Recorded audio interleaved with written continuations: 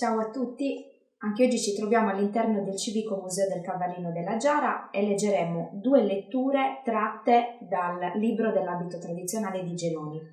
Le letture riguarderanno il corpetto femminile e la camicia dell'abito tradizionale maschile.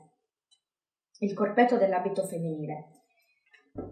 Gli sparabasciasa risultano in uso sin dall'Ottocento. Sostanzialmente consiste in un corpetto aderente al busto e privo di maniche, tagliato per sostenere e dare risalto al seno. A Genoni, assieme alla camicia, risulta essere l'elemento più conservato. I corpetti hanno dimensioni assai ridotte e richiedono l'impiego di una esigua quantità di tessuto. Ciò spiega l'utilizzo di materiali di grande pregio quali broccati e lampassi. Il tessuto veniva tagliato in modo da poter ottenere motivi decorativi simmetrici rispetto alla linea mediana dell'indumento. I colori sono generalmente molto vivaci ed accesi. In alcuni casi i possessori hanno raccontato che il broccato era il primo premio ricevuto in una corsa di cavalli.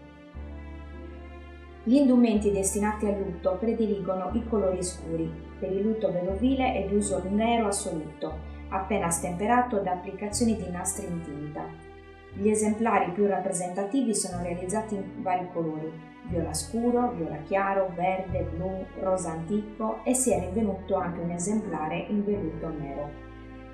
Il corpetto è sempre molto succinto e presenta delle rifiniture in velluto nero lungo tutto il bordo. Nella schiena vi è sempre un cuore in velluto nero principalmente. Si presenta chiuso davanti con dei nastri o delle cordicelle incastrate in dei ganci fissati nella parte interna. La fodera è confezionata in pesante tessuto di lino o di cotone e, in alcuni casi, sono presenti cuciture interne necessarie per l'inserimento di elementi rigidi, siano stecche di legno o di giunco, che servivano a sostenere il busto.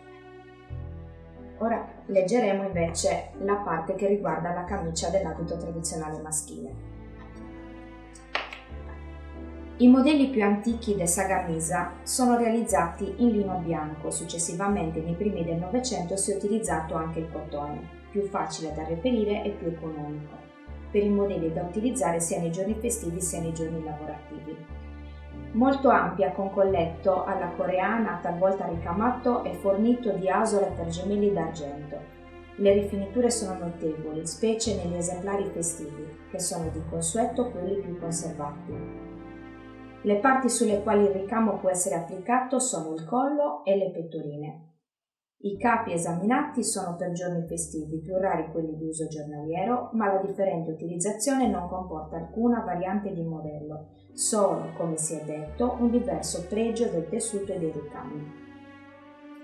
La semplicità della struttura di questi indumenti li rende facilmente adattabili a diverse corporature. Le dimensioni sono pertanto piuttosto uniformi. Esistono essenzialmente due tipi di camicia maschile, entrambi molto semplici dal punto di vista sartoriale, perché costituiti dall'unione di parti di tessuto di forma rettangolare, proporzionati alla taglia di chi le indossava, uniti a formare busto e maniche. A questi si aggiungono i polsi, il colletto e delle pettorine che sono preparati e ricamati con filati in bianco a parte e poi applicati successivamente.